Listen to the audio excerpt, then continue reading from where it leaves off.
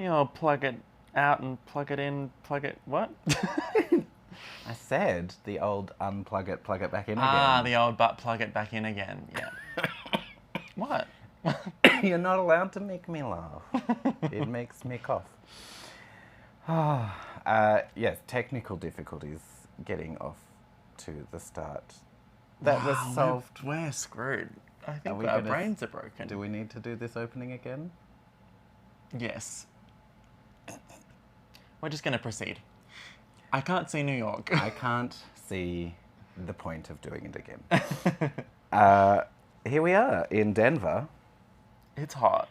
Y'all, it's hot. So hot. But we're very, very pleased because we have just this morning done our last flight before we head home in 2 weeks' time. And we're just so pleased about that we don't have to pack up our bags in a way that makes sense for an airport, because that's not how it works when you're living out of a car. Exactly, and isn't too heavy and doesn't have too many things. And well, we have a lot of things. P.S. If you are still trying to distinguish mine and Michael's voices, listen for how both of us say the word because. Because? You say because. Because? Yeah. I'm a lazy talker. No, I like it. No, but that's like an accent thing. Oh, right. You say because versus because.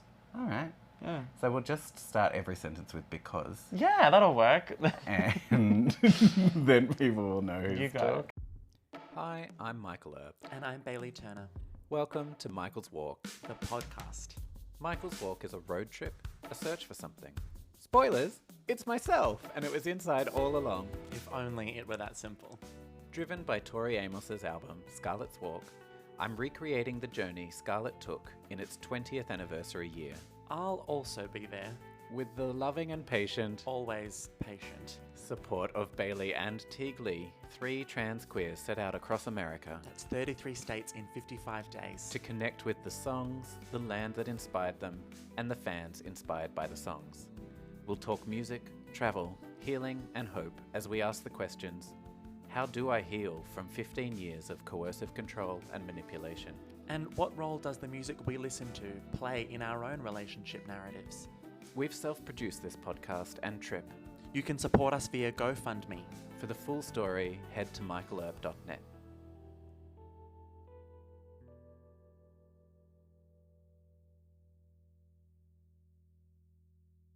So we rolled into New York sort of quite late, and it took a little while to return the car, and we had it. We were all looking forward to it because it was a bit of a two-edged sword, because we were looking forward to it because it was New York and it was all very exciting, and it was the first time I'd ever been, and we had a good 3 days, 3 nights, 4 days there. 4 nights. 5 days. Like, it's a really good chunk of time there. However, it was also our last chunk of time with Teague. Yeah. Oh, when I say 4 nights, it's like we got there at We got there in the evening. at like 8 p.m. So it wasn't 5 whole days. And then we left at like 9 in the morning. So it was really 4 nights, 4 days, starring Anne Heche and Harrison Ford. 4 nights, 3 days even. Oh, right, yeah. Yeah. So we had 3 full days in New York, is what we're trying to say. I'm so sorry, everybody. We're very addled We brain. are, like- Even our 2-hour nap today hasn't caught us up entirely. Yeah. I think And we slept on the plane. we did. I think we're sort of acknowledging that we're hitting a fair bit of burnout at this point, which is, now's the time, because we're about to go through a really lovely and more peaceful week ahead of the travel. And We're nearly at the end of week 6. I mean, burnout is to be expected. absolutely. I think we've done pretty well, all things considered. So the Scarlet map shows that I Can't See New York was written on a flight from Boston to New York, according to Scarlet's journey. We're going to use it to focus on our time in New York and reflect on What we could see. what we did see or didn't see, so to speak. And just that, I think it did create a really big change to perspective, which I suppose is what the song is all about, is it's a change to perspective on what New York is as an idea. And obviously the song has such a potent message about the September 11 destruction of the 2 towers and the other plane that crashed, intended for the Pentagon. And, it resonated the world over, that New York was seen as this impenetrable, indestructible, pinnacle of Western America society in general, but yeah. And for something like that to happen was so unfathomable, and it changed everyone's understanding about how vulnerable we really all are. So I think that absolutely was the journey that we each had. That recognition of vulnerability was a big part of our journey, so we're going to talk about our own version of that. And just for context, for those who are less familiar with Tori, she was in New York at the time of the September 11 attacks and had to sort of process all of that, and so this song is about her processing that. And then it turned out that she was also the first performer on the It was Jimmy Kimmel Johnny show? Johnny Carson, I think it was. Johnny Carson show I'm googling it. a week after the attacks, and so it was quite a big. I think it might have been Letterman, actually. Are we editing out that whole bit and we'll start it again? No, it's fine. They'll figure it out. Where you're on this journey with us. Yeah, it was David Letterman. Yeah, and she performed Time by Tom Waits. Yeah. And she felt a great responsibility in being the first musician to perform after, because the show had gone on hiatus for a short time, and understandably so. And yeah, that's a. If you haven't seen the clip of it yet, it's so powerful. We'll pop it on our Insta stories, respectively, because it's just an incredible performance to watch. Put it on the podcast show notes page. I think we were going to actually talk about just a bit of a remembrance of where we were when it happened, and kind of what were our kind of key memories. How old were you? And I was 17. Yeah. And because we're in Australia, I was asleep when it took place. I woke up to my mother saying that, like, America's been under attack, and then saw the footage of it, and then just had to go to school. And everyone at school was talking about it, as you can understand, and I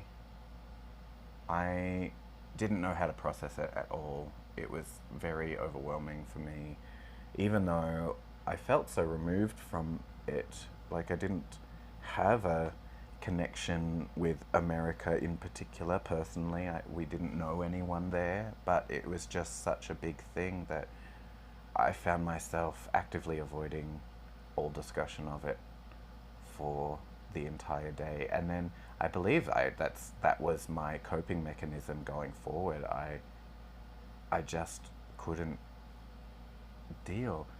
And part of what I'm doing with this project is I'm going over a lot of what I wrote in my teenage years and my 20s.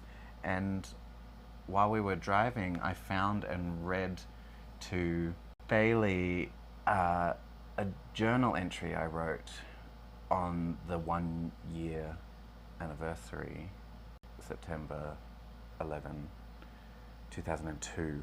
And I was still in this place where it was way too big a thing to process, and whenever I did try and think of it, I would just cry and not know. I felt really helpless about the entire situation, and so I would just cry like that. Most of the journal entry was just me crying about it and not wanting to disturb my ex with my crying, so keeping it to myself, and then, like, the journal entry got super creepy for other reasons, but yeah, which I'm sure we'll discuss at some point. Yeah. How about you?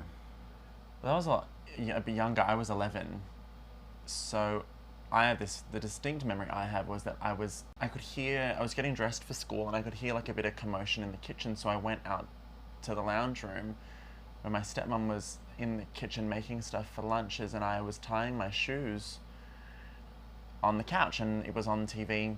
When being that young, I didn't really understand what it was about. I just knew that it was really serious because it was causing my stepmom so much dismay, and my parents were talking about it so actively, and that kind of fascinated me. It was like, something's really bad and I don't really know what it is.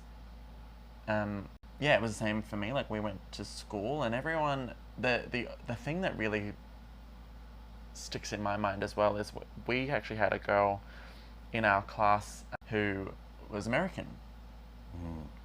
And the first thing that kind of happened at school was, obviously you sit down and everyone, the bell goes and everyone comes in and everyone's, doing what they're doing. And all I remember is that the teacher started the day by saying, Mallory won't be at school today. And that was the moment that that it kind of sunk in, like, oh, like, this is how, how deeply it's affecting people. And I think I've been kind of sheltered from what it really even was all about because I was so young at the time. And even now I can't really comprehend the enormity of it. It's just bizarre to watch, and when I watch footage of it, I can't really kind of connect. So I think, hearing your revelations has made me think that I really want to find out more about it and really understand, what really was happening and what kind of context it existed within, especially at the time. But also, what I would love to understand more is how Americans as a whole and as individuals processed it or not and dealt with Well, that. this is really, and the ripple effects. This brings up a really interesting memory for me, which is when we were in LA. I was at so I was at a venue and we were instructed we had to leave quite quickly because there was a bomb scare.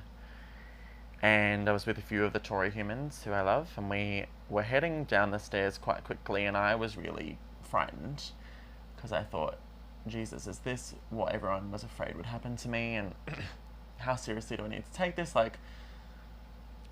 And at the time we're on I think we're on the 12th floor, and we walked down a flight, and a group in front of me, one of the guys sort of complained that, oh God, only the 11th floor.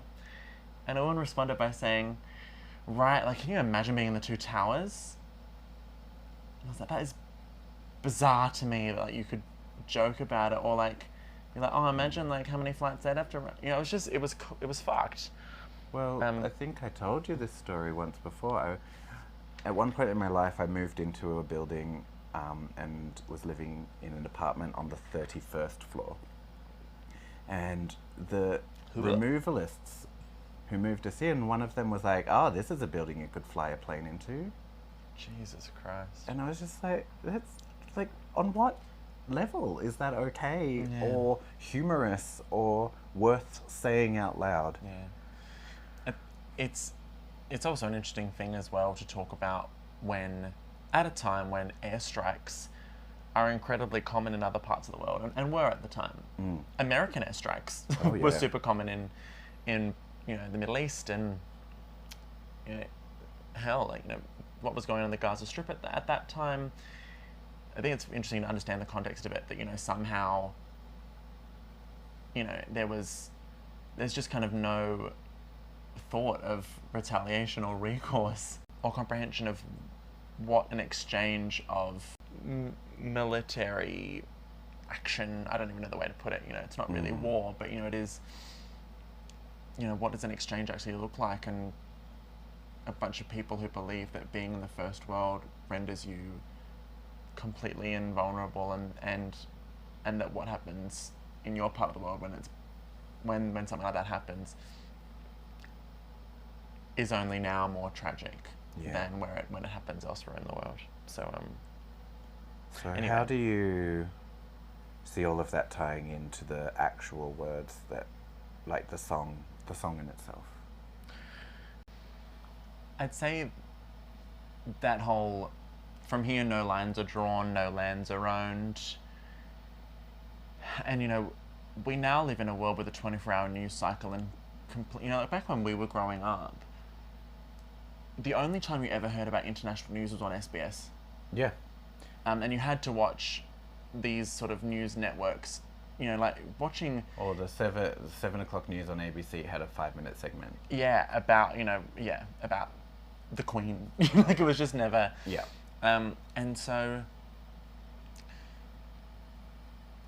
now it's different. You know, we can't sort of look at the world anymore like a place where you know, we've got parentheses around us and we only need to filter in so much from the outside world, and it's that sort of from the other side of what do you mean side of what? Yeah. What is this? What are the two sides here? You know, where we are all one group of people living on a vast, you know, array of different environments, but essentially we're all on one damn planet. It's like, one planet, yeah. And you know, we're one species. Literally. And there are very few people who see the world that way, really. The Greta Thunbergs of the world who kind of understand the big picture. And so that's what this song is really about, is like, this isn't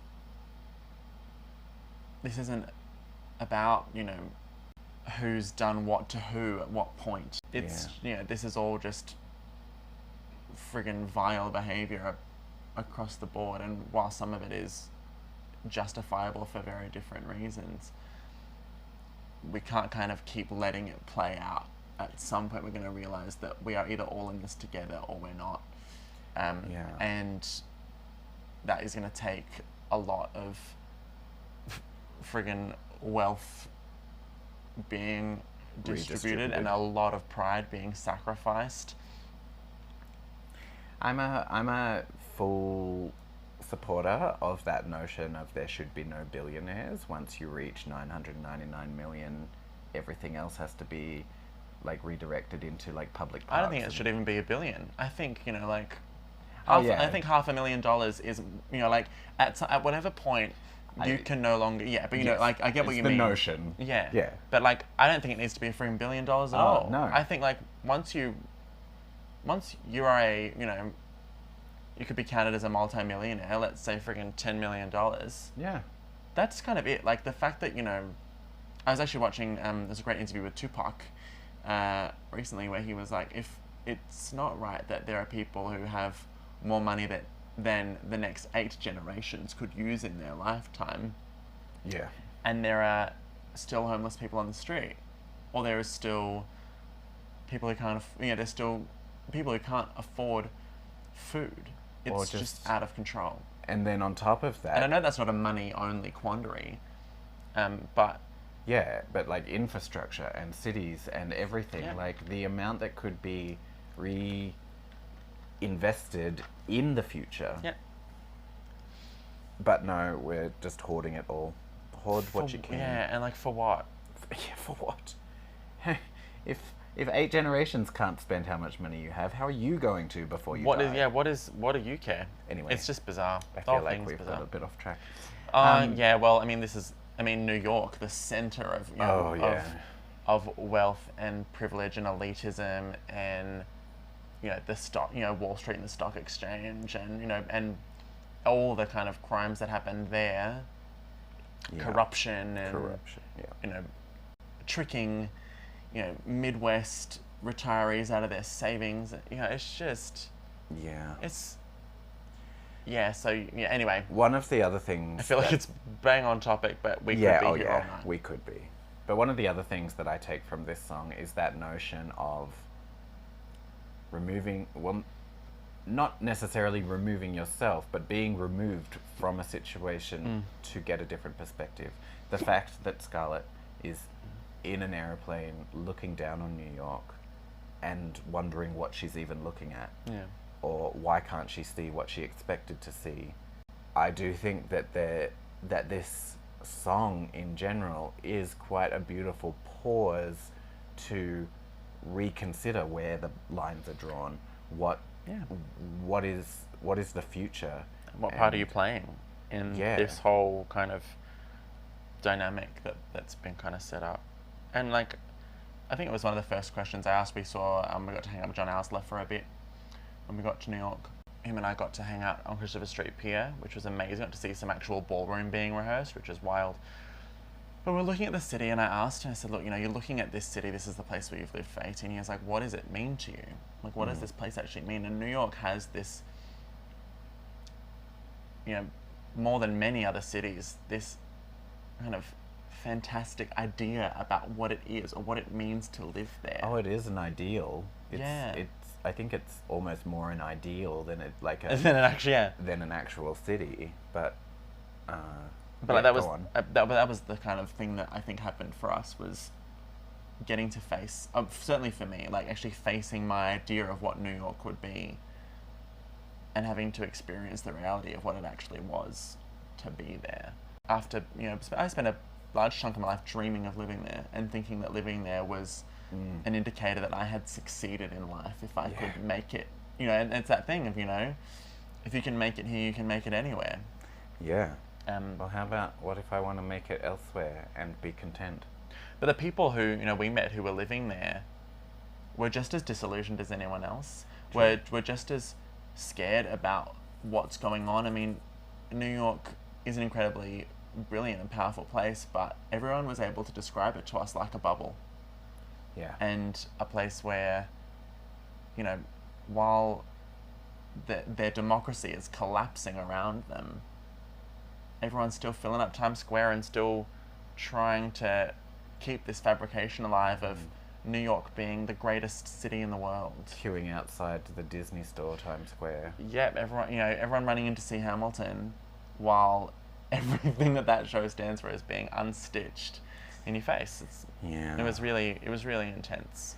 I think on some level I had a much better time in New York this time round than my visit in 2018, where I spent 2 weeks just by myself exploring the city. I mean, that was a great trip, and I did things like, I told myself I would visit one bookshop a day over the 2 weeks, and that was delightful, and I got to see so many fantastic bookshops. And I did all of the touristy, sightsy things, and this time I was like, well, I've done all of that, so I don't need to do that. For me, it was much more about just enjoying the moments and connecting with the people. For the full day that Teague was with us before he went home, Teague and I spent the day together, because Teague had also wanted to see the city and see all of those places. And Teague's a photographer, and a stunning photographer, and wanted to do his take on all of these New York ideals. Yeah. And so that was a great day, and we managed to basically get to every place that he specifically wanted to see, with the exception of the Flatiron building. Is that how you pronounce it? The Flatiron. Flatiron?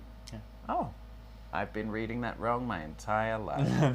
There we go. The Flatiron building. Which turned out to be entirely covered in scaffolding, so it was not worth the trip. Fair enough. But that was a fantastic day, because I'd been to many of those places on my last trip, so it was great to see them again with Teague and have him take the photos that he wanted to take. And it was an epic day. By the time we got back to the apartment that we were staying in, we had done 36,000 steps. Oh my God. And then we went out for dancing. We did. So that was a big day. It was a big day. But yeah, it was a wonderful day too. It was a real testament. I think that day was a real testament to, I think, New York. Looking back at the state of mind that we were all in, it was very much a place where we're kind of really able to reach a point of discussing what we really needed. And that's something that's super important to be able to have on a trip like this, but also just in general in your friendships. To not be concerned about stating what your needs are, without being concerned about how your friend will interpret that impinging on their wants. We're able to say, look, and Teague was very clear on what he wanted, and it was important that you got a day together. In the same way, it was super important to me that I had a day alone, because I had become really overwhelmed You know, I live alone. I'm single, and I'd been going through quite a lot in the lead up to this trip and spending a lot of time alone. So, kind of coming into a point where I'm literally with 2 people every day, or just with Teague for those 5 days. I'd reached a bit of a boiling point of like how to kind of process my own thoughts without any real alone time. So it was a good thing to do, but it was also important. Yeah. And it meant that when it came time to say goodbye to Teague, we really were able to kind of appreciate what we'd all got to have together, and certainly for me, you know, the time that him and I got together, just those 5 days, suddenly became all the more special. And that was great. On the day that Teague had to fly home, we went out for breakfast at a really old style American diner and sat in the vinyl booths. I'm just remembering those 2 really hot bears who came in. I was also thinking of them. Yeah. But yes, we appreciated them as a team. Yeah. And then we had to wave goodbye, and did. Teague got in a long taxi ride out to the He airport. did indeed. It was a bit of a fiasco, poor And then guy getting home. and then he hit so many hassles, like 4 or 5 flight changes even before he got on a plane. Yeah. But he finally made it home only 6 or 7 hours later than originally planned. That's all right. So it wasn't too bad. Yeah. But we had some incredible memories over the next couple of days as well, just us hanging out. Yeah. After Teague went, I actually got to spend time with the awesome, wonderful, and bonkersly generous Yvette, who, Yvette and I used to work together. She was the CEO of an organisation I used to work for. And I was very excited to work for her as an EA until she left the company at the time I got promoted. And we've stayed really good friends since then. And she's been one of the most wonderful and generous humans who supported us. She was one of the first big donations we got on the GoFundMe, agreed to spend a bunch of time with us, and so took me out for the day, and then we met up with Michael and went to see this A Strange Loop on Broadway, which is just... Yvette and her husband were just the most delightful people. They really were. And Australian too, so it was lovely to have this connection. That's true. We hadn't seen any Aussies in ages, have we? And observe America and reflect from an Australian perspective whilst simultaneously enjoying it and getting there. They've lived in America for 4 years. Yeah. And so it's interesting to have both of those perspectives. And America and New York for I think 1 or 2. So for them to be able to talk about New York as Australians living there and interpreting everything that's going on, it was really fascinating. And the show...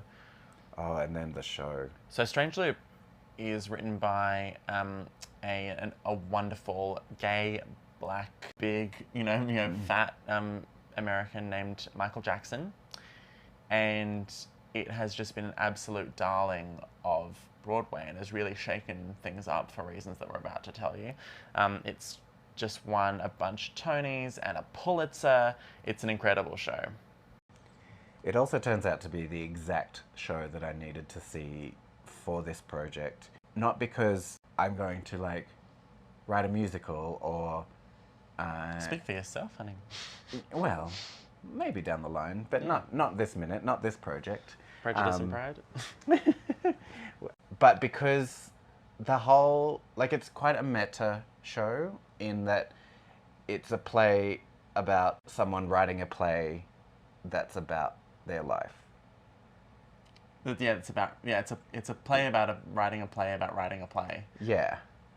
And so it really delves into what you put into a work about your own life and how far do you go, how do you balance the offending the people that you genuinely love just because they may or may not have had a negative influence on your own identity, or delving into experiences that have been incredibly formative but so incredibly soul-crushing as well. Yeah.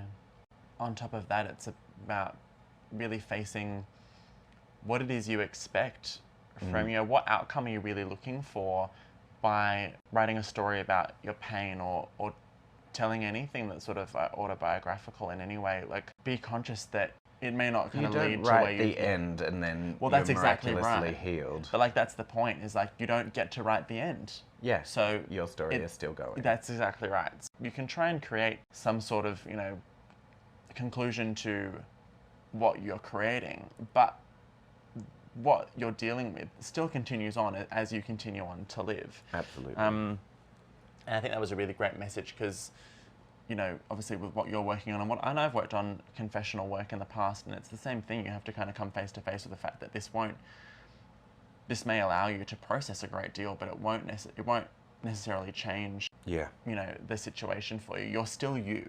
Yeah. And you still have to manage the things you have to manage. And like, I mean, just being a show that was about being fat and black and gay, you know, all things that those three kind of, you know, demographics are all at war with each other. Yeah.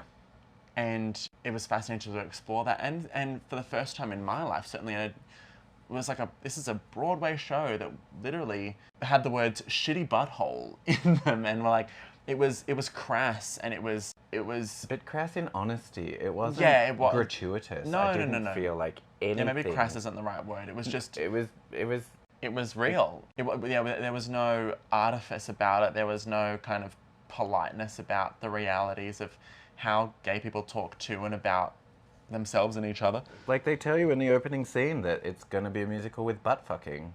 Yeah. And then there is a butt fucking scene.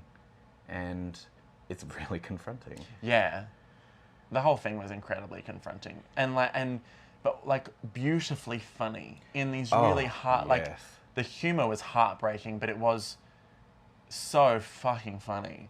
The moral of the story is, if you are in New York and you can get to see Strange Loop, or if you're visiting New York and you can see Strange Loop, it is the #1 ticket. You know, you'll never, I guarantee you've never seen anything like it. Yeah, it is unlike any musical I've seen before. Like, it's what, the closest thing I think you could say is, like, Book of Mormon is, it's along that line, you know, very funny but very tragic and very kind of out there, but comes from a much more sincere and important place to understand this sort of cross-section of cultures, and therefore kind of investigate your own prejudice and your own treatment of yourself. And of course, Strange Loop was Yvette's idea. We had no idea, but then I didn't also even know it existed, to be honest. That the writer is an incredible Tori Amos fan. Yeah. Met Tori on this tour, and you know, she gets a mention in the show.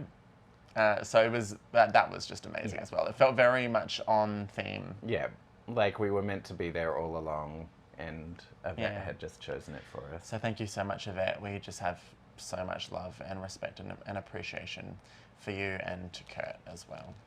The other thing that I did while I was in New York is get a tattoo. You did? So if you follow me on Instagram or social media, you may have seen the photo. I got some of the Scarlet leaves from the special edition illustration tattooed on just below my collarbone on my chest. They're lovely.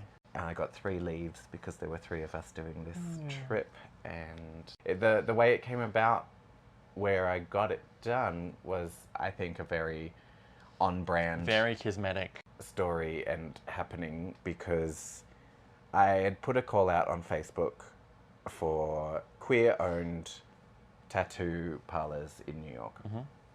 Worked for me in San Fran. So. Yes, and Noah Michelson, who has interviewed Tori on numerous occasions. And is very good friends with her. And is quite good friends with her as well. Suggested this time tomorrow in Brooklyn. And so I got in touch with them, and when I was looking at their website, there was one of their principal tattooists is a woman called Virginia. And I was how like, about that? Oh, here we go. This is giving me the let's do this vibes. And so I emailed her, and she's like, "Oh, I'm sorry, I book out 9 months in advance. But you could go with our apprentice, whose name is Paddy, and he is also Australian. Amazing. So, It gets better. So I was like, oh, an Australian. I could like that works cool. for me. This is all, it's still the same tattoo parlor. It's been recommended by Virginia, so I feel like I'm being pointed in the right direction. So I email Paddy and he says, yes, I can absolutely do that for you. I just need to wait and see how I go with today's tattoos because I'm recovering from a broken collarbone. And I was like, oh my God, now I have to have you tattoo me because you're tattooing my collarbone and I'm on this journey that's all about healing. Yes, it might not be about physical healing, but like it's all part of the same. All there. And even the fact that the tattoo parlor is a nod to the song This Time Tomorrow by the Kinks means that like everything is tied together with music, and we really do lean on music so much more than a lot of people recognize. One thing I've been noticing in the interviews that I've been doing is when I talk about do you turn to music for healing, just this, oh, absolutely. Like, hands down, everyone that I have talked to is just so absolutely leaning on music for emotional support and for connection. And I love that how all of this plays in together. And so, yeah, I'm so thrilled that Paddy was able to do these tattoos. You unfortunately can't yet find him anywhere online because he's building his portfolio before he makes his debut. But keep an eye out because he's a great guy and did a wonderful job. It was the first time he'd ever done colour. Oh, wow. And so Well, I that's feel even more pretty special. special about that. With a lot of discussion, we found the best way to get exactly what I wanted, and I'm just so happy with them. Yeah. My little memento. Yeah. Well, you can follow This Time Tomorrow online, and that's where Yes. he'll appear. Yes, he will appear when he emerges with all of his incredible work, because he did show me some other photos that he's done, and I'm very impressed. So, I mean, we've talked about some of the really positive and uplifting experiences, and those are the experiences we had of New York's kind of veneer, you might say, like sort of the light side of New York and the part of it. The idea. The part that it wants you to see. But we also got to see the underside, and they made it complicated. When we were on our way to New York, I spoke to a friend of mine who I didn't get to see, sadly, but he kind of put a bit of an interesting, The fear of God. Yeah, he cast a bit of a pall on the visit, because of what was kind of going on, and suggested that we get pepper spray because we can't buy it in New York. And we did go and buy some from Philadelphia, and as we were coming into New York, the main news items were a young woman was shot while walking her baby, pushing a pram in the Upper East Side, which kind of really rattled the community because the Upper East Side is considered a nice neighborhood. And in a sort of other part of Brooklyn, two very, very young boys were stabbed. So there was, and at the same, they were really young. And I think the next day there was another stabbing at another station of like a 14-year-old. And then the day that we were there, the second day that we were there or something, they found a body in the shop just around the corner from where we were staying. Yeah, and they had no idea how long it had been there. Well, it was a viewing room, like it was a sex venue. Yeah, but like a porn room, presumably, is where the person had passed away. But I have no idea what the situation was. But there's just all of these stories that keep. And on the day that was all happening, they had changed open carry legislation in New York. So suddenly, gun control in New York had become null and void, basically. And there were there were emergency meetings to try and create some other controls because suddenly New York had become a free-for-all gun-wise, which was terrifying because there already was, massive amounts of gun violence and knife violence happening in the city. We were still reeling with the news of the primary school shooting. Yeah, at Uvalde or Uvalde. One thing that I've sort of noticed is that more often than not, in the 6 weeks we've been here, American flags have been flown at half-mast. And it's because all of these things keep happening. Yeah. And like I even remarked to Bailey one day, why don't they just break the flagpoles in half? Because Because they're never going to get the flag up. Yeah, well, they'll never be, yeah, that's the thing. They wouldn't be, yeah. Anyway, so we did get, we saw some real undersides of things, and we had to face the underbelly, didn't we? Yeah. And the amount of homelessness in each American city that we've been to is very, I don't even know how to put it. It's overwhelming. It is overwhelming. I think Denver's one of the worst, that we're in now. Like, we're talking about like huge, rows of tents, cities, all on the median strips and along the sort of, grass on the sidewalks. You're like a block away from Hamburger Mary's, where we ate lunch today. Yeah. There's like 3 or 4 guys just sitting in a row, clearly inebriated and unable to like get help from where they need it. Yeah. But New York, I think it's the thing, like this sort of city that never sleeps vibe. There really were just people all over everywhere, and sleeping wherever they could, up until all hours. Oh yeah. Walking home at 2 in the morning from a club one day and one night, and walking past a park bench, and I honestly thought they were just garbage bags on, like someone had dumped on the park bench, but then I saw that the shape of the bag was pulled over someone's knees, but the bag was still like completely pulled up and sealed, and so I hope that was just someone sleeping, like using a garbage bag for warmth, because otherwise it was a corpse in on a thing. So being faced with these things constantly in a city that prides itself for being the pinnacle of civilization is just really interesting, like a dichotomy, and we wondered how it fit in. Like, we were discussing I Can't See New York, and we came across the line, or we came to the line where she mentions crystal meth. Yeah, crystal meth in meters of millions.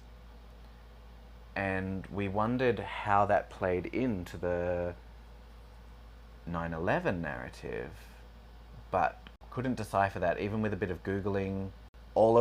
Everything that came up in a Google was how crystal meth has affected people with dealing with their trauma from 9/11. Like they were all years later, so the reference itself didn't stand out as being totally referencing the attacks on New York, but at the same time, like, crystal meth is clearly plaguing New York, and probably was back then. I mean, it's plaguing the world. It is plaguing the world. And I have a very particular connection to an understanding of meth users, and that the little I learned from that little experience that I had was also about grief, and about people who turn to a drug that powerful to face grief. Yeah. So yeah, it was definitely an interesting reference that we picked up on when we were sort of having a chat about the lyrics. But I do want to come back to the point, before we kind of move on with the rest of the episode. I don't want to leave it on a low, and it's it's just something worth considering. Especially in light of our discussions about global distribution of wealth. But I wanted to finish our reflections on New York by talking about 2 very powerful experiences we had in the fading time that we had there. And you mentioned heading home, and unfortunately that sort of sight put a bit of a dampener on what had otherwise been a pretty incredible experience. No? Yes. So I had spent part of the evening. Well, we'd gone to House of Yes. Yes, we had gone to House of I'd Yes. been recommended by the awesome Capitano Spartalis, Will, who the wonderful Vasilios, who actually did all the audio recording for my poetry collection coming out, and he told me about House of Yes. Matt Katz also told us to go there. He did indeed. Yeah, Will had actually worked there, and they'd said so many great things about it, especially because it is one of the pioneers of promoting consent and entertainment. So we wanted to have a check of it out, and we got there and we had an absolute blast, and it was kind of one of the first times we'd gone out kind of, for me, like I hadn't gone out dancing the night before because I'd been in a state of real serious overwhelm and struggling with emotions. So this was the chance to kind of go out and have a bit of a boogie, and that was a hoot. Yes. And then we headed home, and someone's night continued, and it was lovely. Kicked on, so I went out to the Eagle. For those who are unaware, is a big gay leather-ish kind of venue. I say leather-ish, but like it's hard to be leather when no one is wearing anything. Paint me a picture. It's a club, and so there are many floors, and there's dancing and various other physical activities going on everywhere. And it was a good. I was encouraged to go there by both Teague and Bailey because I was in two minds. I had been there in 2018, but under very different circumstances, and that had left me feeling all manner of emotions that I just kind of were a negative association. And so your relationship had put a lot of boundaries that you didn't necessarily agree to. Yeah, my relationship at prevented that you from time having was, the time that you were looking for. Wasn't exactly great in the way that we negotiated boundaries and how they played out, especially for the level of commitment that we supposedly had for each other. That's a whole other story. But Teague had encouraged me to go and reclaim the Eagle for myself. So I was there to have a good time, and I have to admit that I did have an amazing time. Yes. And several, I heard. Yes, many good times. 2 good times on my part, and a number of good times on other people's parts. But on other people's parts, yeah. Indeed. But the reason why we're talking about it now, because I know it's slightly more blue and explicit. Yeah, look, the veil is real thin on this one, but yeah. But look, that's. But also the reason we're talking about it is because it was a very significant moment for me, where I have been describing it as one of the most hedonistic experiences that I've ever had. I was in the middle of a lot of pleasure and feeling great about myself and our time here and what I was doing there. And in the middle of that, it occurred to me that I was not hurting anyone by being there. This was not only okay, but encouraged by my partner. And the fact that we have that trust and that relationship where we can encourage each other to chase our bliss and still love each other and not...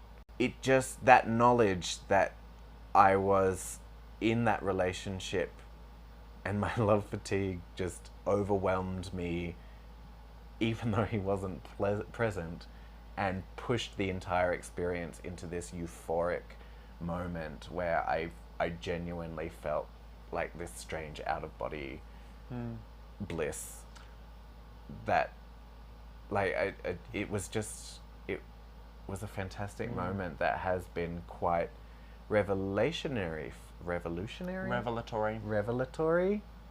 for me, and I'm really, really pleased that I got to not only just reclaim the Eagle, but like reclaim myself in a number of ways. Yeah. And you can go back in time and heal something. You can achieve that, and I imagine it was very powerful to kind of, as a moment, to really signify for you how far you've come. Absolutely. And like and how much has changed in not a very like large amount of time. Like in 4 years, that's a massive shift that I'm sure at the beginning you didn't know you would ever have a relationship like this, or an ability to have this kind of experience. Yeah, precisely. And what it boils down to is that everything's going to be fine. No. Well, yes. Yes.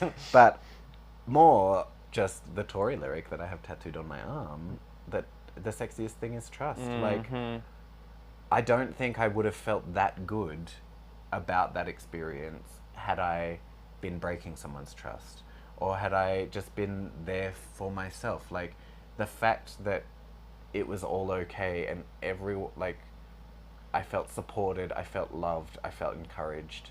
We were celebrate, like, you know, Yeah. we were celebrating you. We're celebrating your success in how far you've come, that you wanted and felt able and available to that experience.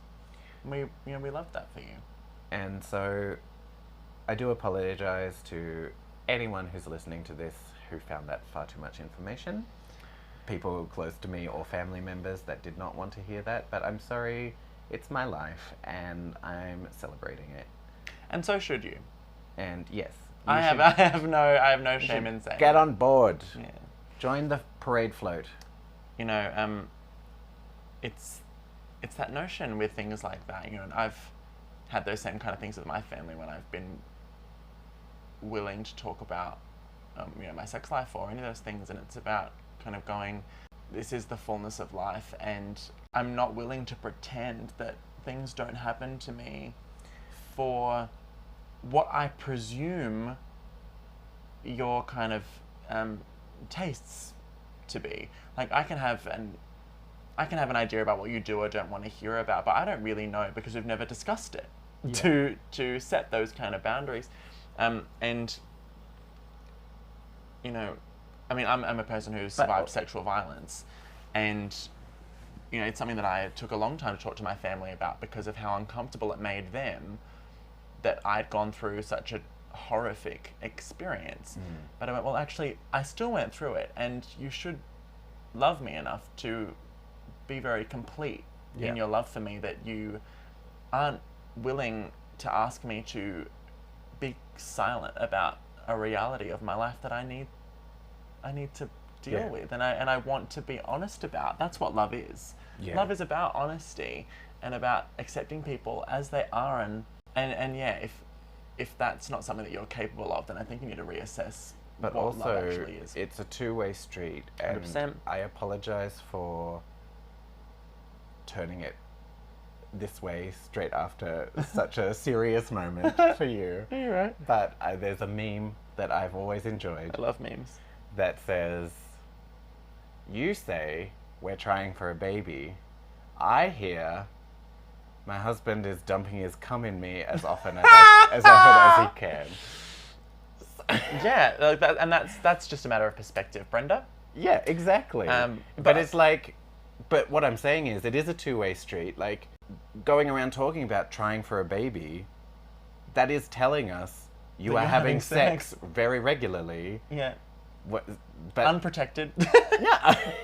Yeah. Like, I had this conversation, you know, about being trans. You know, I remember I had a wonderful conversation with a very close family member. I wanted to know why I'd felt the need, and you can hear the language, like, why had I felt the need to share my transition on social media? And I responded and said, well, you know, not too long ago, my cousin, my younger cousin, and his wife announced that they were pregnant. It's a wonderful thing that happened in their lives. It's something that they've done in their life that they're really happy about, and that they're proud of, and that they want to share with everyone around them. Can you understand that? Why they did that? And this person said, of course. And I went, well, it's the same thing. Something has happened in my life that I'm happy about and proud of, and I want to celebrate and I want to share with the people I love. It's the same. Until you stop judging transition through a lens that you only accept heteronormative expressions of sex and relationships, then you have to appreciate that what you're doing is discriminating. And if you're discriminating, that's fine, that's on you. But don't be mad at me for sharing my life when your choice is to discriminate based on that information. And if you're uncomfortable with the fact that you're discriminating, that's your discomfort to address. Yeah. And that whole, we can't possibly acknowledge that gays exist, yet we will talk about love and marriage and having children with, like, from birth. Yeah, literally. With children. Like, we can tell that, put marriage into all of the fairy tales, as long as it's a man straight and marriage, a woman. Anyway, we could be here all night talking about this one too, so let's have a yeah. chat about my last moments in New York. On the last day, Michael had an interview for the book and the podcast, and I realised that I hadn't had a moment to go to Stonewall. And obviously it was during the day, I wasn't going to be able to actually go in, as you and Teak did on the first night, but I thought I would love to just grab myself a Frappuccino and go sit up front and just have a bit of a think about what it meant to be at this site of what we recognise as the beginning of gay liberation in the modern world, when riots erupted outside Stonewall.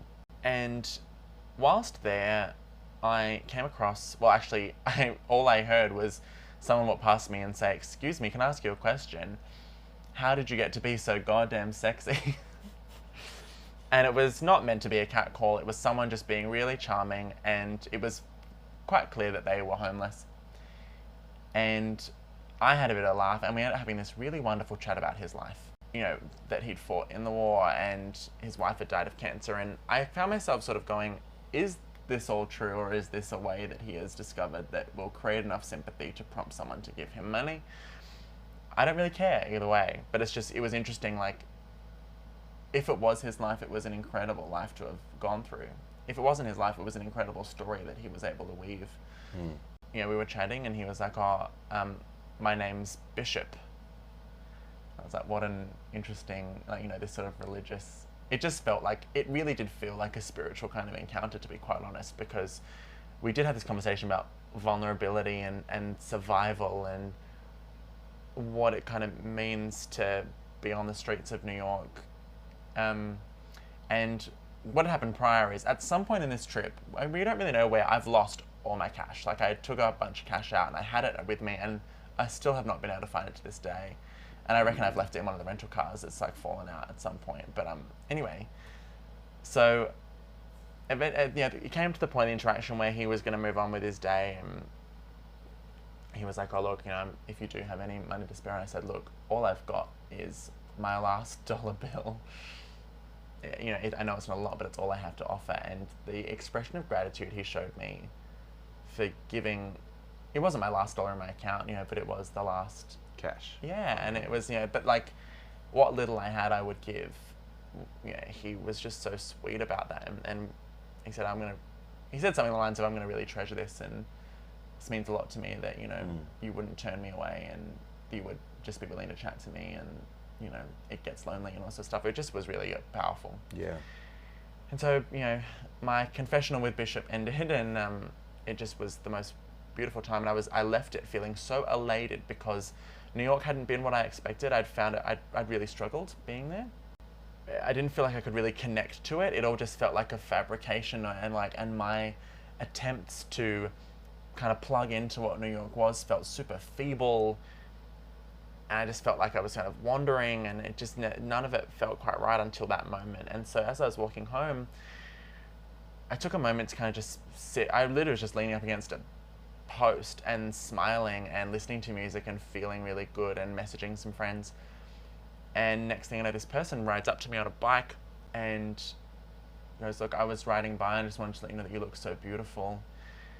And I just had to stop and let you know that I'm a trans woman and I haven't started, and I just wanted you to know that you're beautiful. And I was riding by and I realized that if she can do it, I can do it. Like, I want to be like her." And oh no, it was just really special. And I've had it a few times this trip. Like, it happened in Orlando, and I've had these really wonderful affirmations where I'm at in my life, and fucking hell, it was just, this was very particular, where she hadn't started doing much yet. She just knew that she was a woman and that she wanted to make those steps. And she didn't know where to start or what to do or whether it was worth it.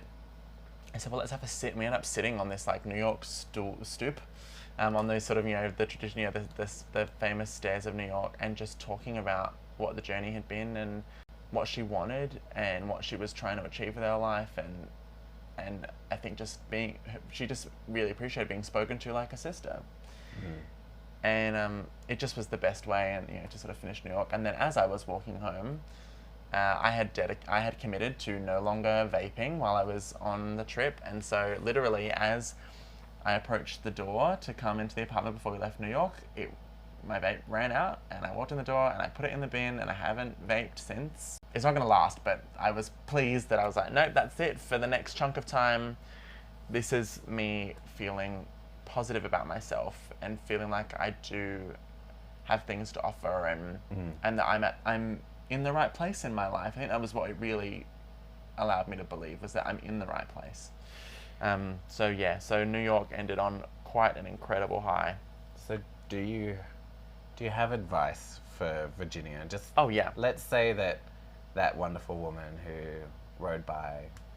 Let's paint her as Virginia. Yeah, crikey. Well, the advice that I had for her, and I suppose the advice for anyone who's trans and who's listening to this, is let your transition speak to you.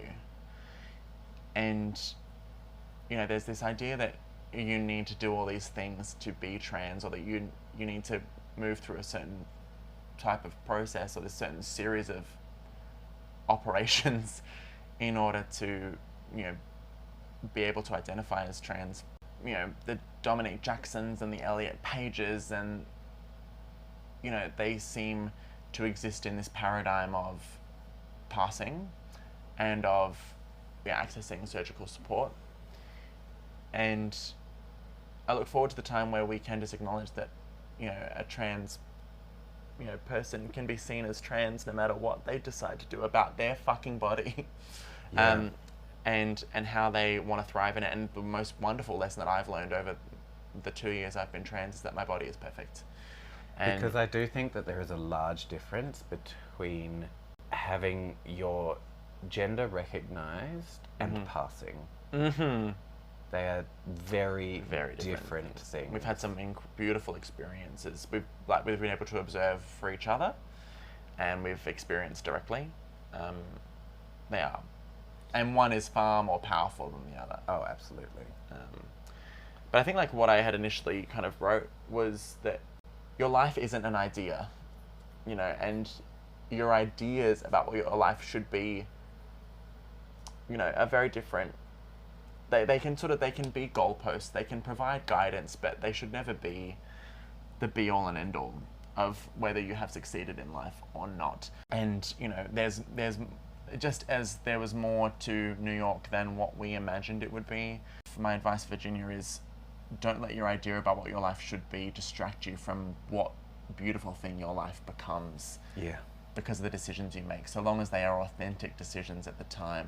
On that note, I remember from what I have read about September 11, I remember reading this great account where the plane that did not reach its target of the Pentagon due to the insurgents of the passengers on board who fought back against terrorists. And that plane crashed and they all perished.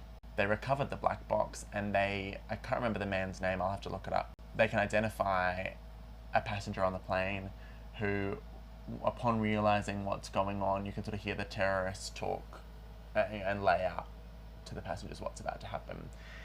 And right before the sort of melee starts, you hear this person shout, "Let's party." And it's just that throw yourself into the fray, and if I'm going down, let's freaking go. And it's this, I don't know, something about that is changed my perspective on life, and that being the way you want to live your life.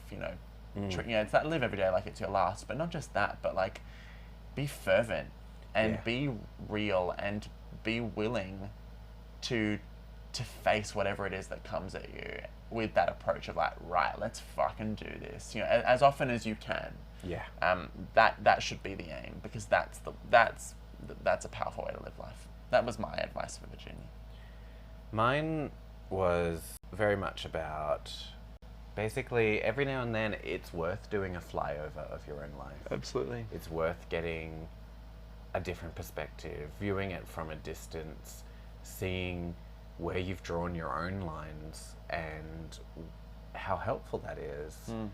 Or if you need to reassess things. Yeah, that's basically it. Like, it's okay to pull back every now and then and think, okay, well, where am I? Where am I headed? What does my life look like from the outside for myself?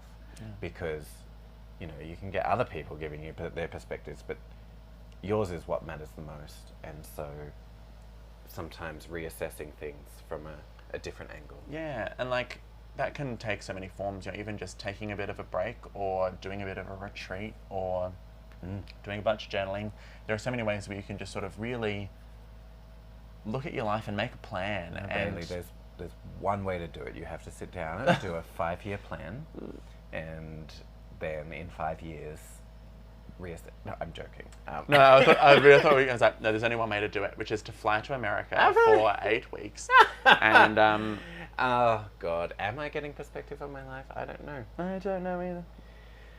So songs, let's quickly swap a couple of songs. Yeah, I have actually a couple more that have come up while we're talking, and I really think Monument by Roshan Murphy and Robin should be on this list. Rokes up. Rokes up. Because the kind of this will be a beacon brilliant. when I'm gone. Yeah. It is brilliant, but it's also, if you haven't heard the song, it's friggin' powerful, and the music video is epic.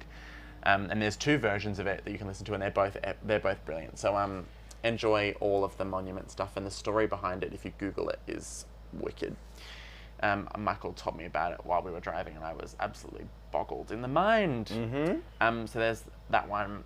There's also a song called Dark Doo-Wop by Ms. Mister, and I kind of like it. It's got a really great vibe, and the reason I thought about it was there's a lyric in there which is like, as long as we're going down, maybe you should stick around, and I just love it. We'll have a listen in the car. Excellent. But the other 2 that I'd already set up were a song called All That You Have Is Your Soul by Tracy Chapman. And I think Tracy Chapman is an artist that has so many songs to offer to our experiences of New York, including, you know, Sub City and Bang Bang Bang. Just listen to some Tracy Chapman, because she has this incredibly powerful way of describing the divisions in society. And Michael's reflection earlier, one we didn't mention before, was that I don't think we saw a single white homeless person in New York. Oh, yeah. Of all the people we saw, and we saw a lot, but I don't think I saw a single white person in that condition. And what was interesting was we were actually passing, when we were leaving dinner to go to Broadway, actually, there was 2 people who were actually homeless who were discussing being black and homeless as we were passing. And I wish I'd I didn't want to perv on their conversation or eavesdrop, but like I was like, that was even more important to me, was like, these people are very conscious of what's going on here, and like, not that I didn't assume that they weren't, but this isn't, you know, this isn't just kind of a status quo. This is very clearly the way the system was designed, and we need to examine that sort of perspective that we take. You know, as you were saying, your advice to Virginia is get some perspective on your life, but get your perspective on life as a whole. Yeah, and how your life fits into others. Yeah, and examine what cause or causes you're contributing positively to. Yeah. Because no, you can't do it all, and you can't air condition the world, and you can't be just one human, but you can create an alliance with your friends and be like, right, well, this is this is what I want to take care of. This is important to me. Can we do some stuff together, or can we fundraise, or can we go support something, and then next month, Betsy, it'll be your issue, like, you know, whatever. I think there's just so much more we can be doing, and that's what I'm really pleased that America Time Here has kind of charged me to take that on when I go home. And but All That You Have Is Your Soul is really about generational, not trauma, but, you know, there's a sort of line where it's like, my mother told me, you know, don't give or sell your soul away, and I thought I could make a difference, but having babies was the best I could do. Like, you know, living in a sort of cycle of poverty and of trying to get somewhere and realizing that the system is set up so that you don't. So that's a great song. And on the other hand, we have Ukulele, the Ukulele song by Amanda Palmer, which I just love. It's a song about, you know, friggin', you know, there's a great moment where it's like, remember, we're all gonna die, so play your ukulele. Like, just live the life you want to live. You only get one, and it's friggin' short. And there's so much that you can actually do and enjoy in life that's precious and little and special and unique to you. And in a city, that was, if there was anything I took from New York, it was that. It was like, just fucking play your ukulele and just be yourself and just do whatever you want to do, because somewhere along the way, someone is going to stop on their bicycle to tell you that they think you're fantastic and that you have changed their life. Yeah. That is so fucking powerful, that someone could pull over and go, you changed my life. I didn't think that I could do this, but seeing you and seeing how free you seem, I think I can take this on, and I want to. Yeah. Fucking, Yeah. if that's not what life is all about, then I don't know what it is. Absolutely. Kaboom. I didn't have too many songs that sort of sprang to mind that tie in with I Can't See New York from me, but I love Monument as an addition from this discussion. That's perfect, and I adore that song. The original version is my favorite because there's so much space in it musically, but then there is a more dancier version if you want to get your groove on. And you know I do. Well, yes, so I like have them for different moods. But the one that did come up, surprising nobody, is an Anne Brun song. Anne fucking Brun. I'm We love it. obsessed. There was a video on her Instagram recently of her just putting up raising a pride flag on a flagpole, and then she runs to the camera and goes, "Happy Pride!" and that's it. And I'm like, I'm so in love with it. Stan. But the song is called Lullaby for Grown-Ups, and it's very simple. It basically says, you know, you can go to sleep and don't worry about what will take place. Like, your prophecies won't be fulfilled tonight. And then there's a line in it, just remember there are a million ways to die, which can be really morbid in, like, some people see it as quite morbid, but for me it's quite liberating in that, I mean, maybe to my own detriment, but I don't get caught up in assuming that all the terrible things are going to take place. And so I love that song, and it kind of musically ties in with I Can't See New York too.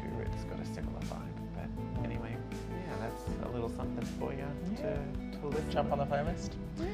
Remember that you can jump on the playlist, you can buy merch, you can donate to our GoFundMe. We've still got another 2 weeks left, and honey, did we have a day today of money disappearing out from under us again, thanks to rental car companies. So just all these hidden costs. Oh, dang. Or like costs that we're certain we've already paid, but apparently we haven't, or they like, I couldn't check that, so I have to charge it. So like, we've got to chase up some things, but yeah, so please continue to help us out. We've got another 2 weeks to go, so you can do that. You can 2 weeks of the trip and then, I don't know, 6 months of recovering debt. Yeah, let's not go. Let's just leave that. I'll deal with that when we go home and I have an income again. Yes. You know, you can do a whole bunch of things to support us. You can PayPal us directly. You can buy my single that's out, God. You can buy it on Bandcamp. You can subscribe to my OnlyFans, seeing as, you know, sorry to my family, you know, who might be listening. But you can see me in compromising positions if that's your thing. There are ways and means to help us to kind of get through this, and we appreciate all of them that you do. And even if you can't sort of contribute financially, please just share what we're up to. We want to reach as many people as possible. If someone told us, if you're listening, like, this is episode what, 8? If you're liking this, tell someone. Yeah, literally let people know, because that means a lot to us as well. You know, in the same way that we're talking about the fact that this podcast won't end when the trip ends either. We see, you know, this is about the project that large that we're working on. So, you know, there's life in this thing and there's legs on it. So, you know, help us in any way that you can. We were talking about season 2 yesterday. We were. Oop, spoilers. Oh, things to come. We had people telling us that we should be on the news last night. The news, my goodness. Oh, like people are like, does Troy Amos know what you're doing? Like, I think because in their worlds, things like this are so rare. Yes. That they just feel like, you know, funnily enough, I did something on my Insta story where I was like, I asked me an anonymous question, and a very, very treasured friend was like, when are we getting together for a cuppa? Tori, and someone messaged me was like, is this the Tori Amos? Like, no. Yeah, Tori's not messaging me on Instagram. Tori doesn't anonymously follow me on message you. Instagram. And decides to anonymously message you. Well, but then sign it. using it. Anyway, it was so sweet. But yeah, but you know, any support that you can give us in sharing or contributing directly means a lot. So and this is episode 7. No, it is 8. Yeah. It is 8. So episode 9 is coming up. Pancake. Oh, We've got a dish for you. We do have a dish for you. We have ordered you a great episode. This will track us heading up to Connecticut. Just all of New England, basically. Yeah, pretty much. Yeah. Massachusetts. What we got to see of it. Yeah, exactly. So actually the next episode is a whole other ball game. We went through some incredible stuff up there. So and Pancake's such a firecracker of a song too. So we'll stay tuned. Stay tuned. It won't be too far away. Yeah, we're getting back on track, as some people have been like, but I only just listened to that episode. It's like, they're going to start coming out pretty quick fire now. Yeah, we've 2 weeks left. We're lubed up now. And what, 11 episodes to get through in 2 weeks. So. Yeah. Oh, crikey. Yeah, we're in the mood. So, yeah. See you soon. See you soon.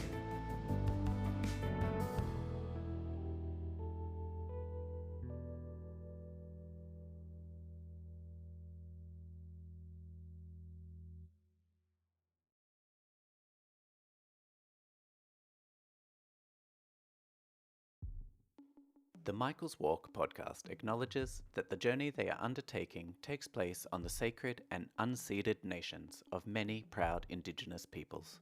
From the lands of the Wurundjeri and the Boonwurrung people of the Kulin Nation, we are fortunate to call home, to each and every Native American tribe's land we'll set foot on as we travel. We pay our respects to their elders past, present and emerging, and humbly acknowledge their sovereignty.